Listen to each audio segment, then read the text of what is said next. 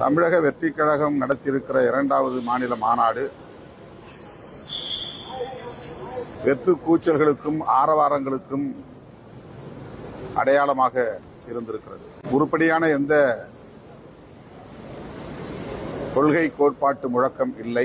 கொள்கைன்னு என்னத்தை பெருசா சாதிச்சிட்டாங்க இப்ப இருந்த திராவிட கட்சிங்க மட்டும். எத்தனையோ கட்சி வேற வழி இல்லாம போய் கூட்டணி சேர்ந்து உட்கார்ந்துருக்கு கொள்கைன்னு சொல்லிட்டு. அப்புறம் கூட்டணியில உட்கார்ந்துருக்கவங்க அப்புறம் என்னதுக்கு அப்புறம் உங்களுக்கு கொள்கை இல்லைன்னு தானே அர்த்தம். இருக்கிறதெல்லாம் ஊழல் கட்சிங்க தான். அவங்க கூட கூட்டணி வைக்கிறது தனியா நின்னாவே அவரோட பலத்தை அவர் நிரூபிக்கலாம். தமிழ்நாட்டுல அவர்லாம் நினைச்சா எத்தனையோ கோடியில உட்கார்ந்துட்டு ஜாலியா செலவு பண்ணிட்டு ஊரை சுத்திட்டு இருக்கலாம். வந்து நமக்கு பண்ணணும்னு வந்திருக்காரு. இவரை போட்டு கேள்வி கேட்கிறோம். நம்ம சிஎம் என்னென்ன பண்ணிட்டு இருக்காரு, அவங்க பையன் என்ன பண்றாரு, அவரு பையன் என்ன பண்றாரு.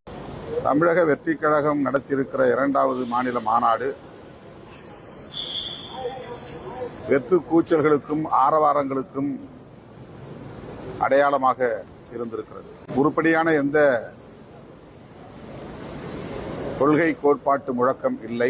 கொள்கைன்னு என்னத்தை பெருசா சாதிச்சிட்டாங்க இப்ப இருந்த திராவிட கட்சிங்க மட்டும். எத்தனையோ கட்சி வேற வழி இல்லாம போய் கூட்டணி சேர்ந்து உட்கார்ந்துருக்கு கொள்கைன்னு சொல்லிட்டு. அப்புறம் கூட்டணியில உட்கார்ந்துருக்கவங்க அப்புறம் என்னதுக்கு அப்புறம் உங்களுக்கு கொள்கை இல்லைன்னு தானே அர்த்தம். இருக்கிறதெல்லாம் ஊழல் கட்சிங்க தான். அவங்க கூட கூட்டணி வைக்கிறது தனியா நின்னாவே அவரோட பலத்தை அவர் நிரூபிக்கலாம். தமிழ்நாட்டுல அவர்லாம் நினைச்சா எத்தனையோ கோடியில உட்கார்ந்துட்டு ஜாலியா செலவு பண்ணிட்டு ஊரை சுத்திட்டு இருக்கலாம். வந்து நமக்கு பண்ணணும்னு வந்திருக்காரு. இவரை போட்டு கேள்வி கேட்கிறோம். நம்ம சிஎம் என்னென்ன பண்ணிட்டு இருக்காரு, அவங்க பையன் என்ன பண்றாரு, அவரு பையன் என்ன பண்றாரு, இதெல்லாம் எவன் கேட்டான்.